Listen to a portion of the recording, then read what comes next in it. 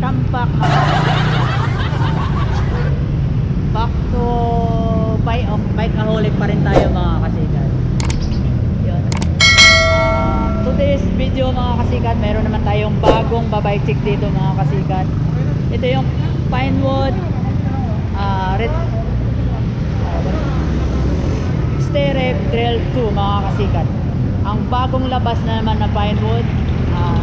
Pero bago ang lahat, magandang hapon or magandang umaga o gabi, kung ano oras mo ito napanood mga kasikat. Pero bago yung lahat ay papakita ko muna sa inyo yung bike na available dito.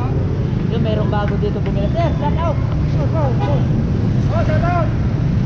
Yan o. Bago sir. Bago po. Pwede na mag long ride. Red pal. Yes sir. Dito mga kasikat, meron papakita ko sa inyo yung mga available na mga bike dito mga kasikat. Meron silang Moped na Baxter. Yun. Tapos meron silang Totem Umbrella, pang babae mga kasikat. Meron silang available na iba't ibang klaseng kulay mga kasikat. Tapos dito sa harap mga kasikat, meron silang Prank Sparker na road bike. Tapos beta yan sa likod mga kasikat. Tapos meron sila ditong naka-sell sila ngayon. Ito alloy na rin to sir no, yung Maxstar. Yes. Alloy no. Yun, nakakahalaga lang ng 6,745 times. Sir, may discount pa. Yan, pag pumunta dito may discount pa. Ay sir, ano mo na sir, ito. Pumunta kayo dito sa Bikeaholic, discounted ka pa, may freebies ka pa. Discounted tayo 500. Ayan. Yun, narinig nyo yung mga kasikat. Mismong may-ari yung nagsabi mismo. May discount, may previous discount 500 mga. Yun, bago lang, wag natin pagtagalin to. Meron ditong bagong Pinewood na mga kasikat. Babike check na naman natin to kung anong nakalagay sa kanya, kung anong mga specifics na nakalagay sa kanya, anong mga parts na nakalagay sa kanya mga kasikat. Yun. Yun, intro muna tayo mga kasikat.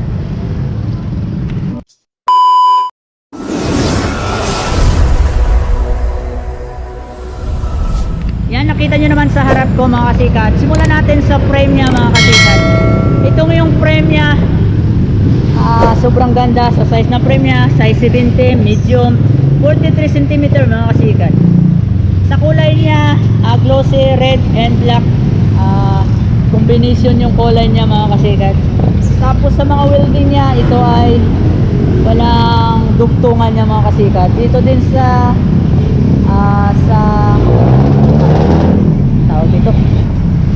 dito rin sa seat tube nya mga kasikat, wala ring dugtungan yan. Tapos sa frame nya, ito tatlo na dito yung bolt na lagayan ng tubig mga kasikat. Tapos meron din dito sa seat tube.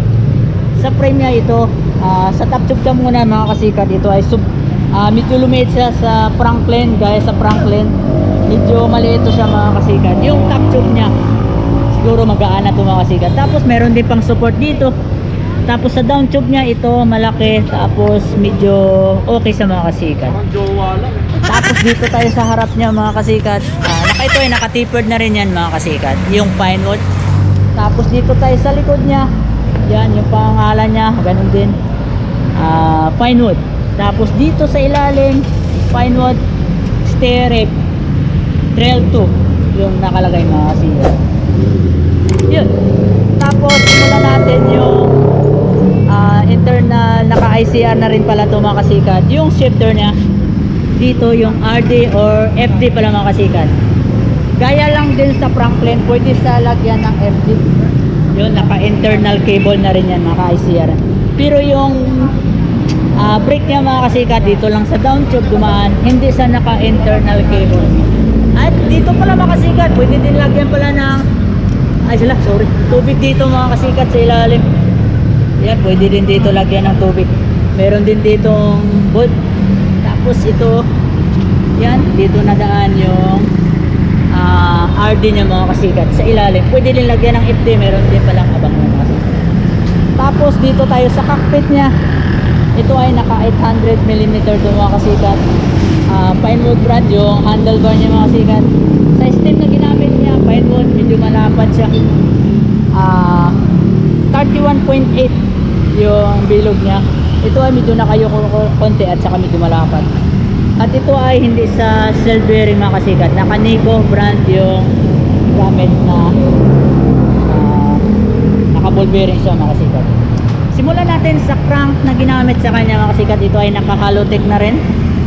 Ito ay naka Browell. Ito alloy na rin mga kasikat. Alloy na rin to. Alam ko ito ay 34 dito mga kasikat. Medyo maliit siya, 34 o 36 sa mga kasikat. Ito, sinsya na kayo kung di ko alam yung sukat nito. Kung alam ko ay naka 34 lang ito mga kasikat. Sa chain na ginamit sa kanya ay YBN mga kasikat. Tapos sa rear derailleur niya, ito ay naka Diore 12 speed mga kasikat. Ito panalo mga kasikat. Naka Diore yan. Itong pinakagandahan dito sa Pinewood na Stereb Trail 2. Ito ay naka 12 speed. Tapos yung cogs na ginamit sa kanya ay Sunshine mga kasikat. Ito ay 1150 mga kasikat. Pang-ahon talaga ito mga kasikat. Yun. Tapos dito sa brake na ginamit sa kanya ay naka Shimano M2 200 mga kasikat. Yan, naka M2 100 to mga kasikat. Tapos naka Diore na rin yung shifter. Dito ang nakalagay sa kanya.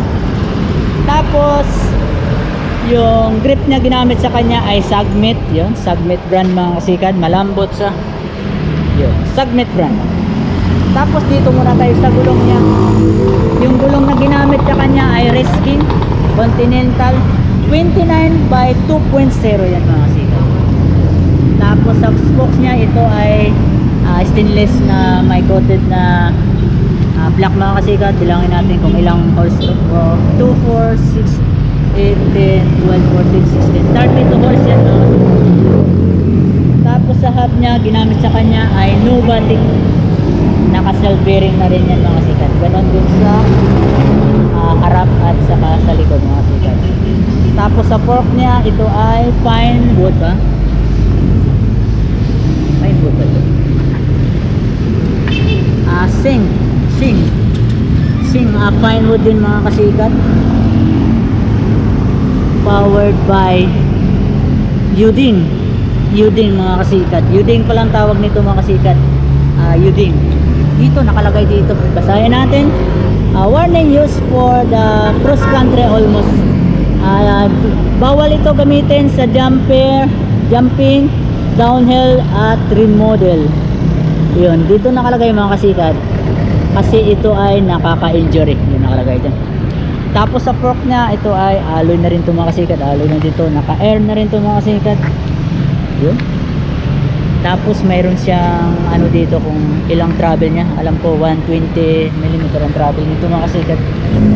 Pero alam ko ay 120 lang ito mga kasikat. Tapos dito tayo sa rotor niya, 160 ang gamit din. 160 din sa harap yan mga kasikat. Tapos sa upuan niya, ito ay pine wood. Yun, maganda na sa mga kasikat. Merong singawan dito.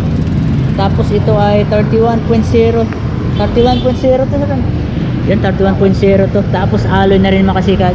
Saka yung clamp niya, ito bakal lang ito mga kasikat. Sa upuan niya, panalo na rin. Ganda yung bansa. Pinewood brand din mga kasikat.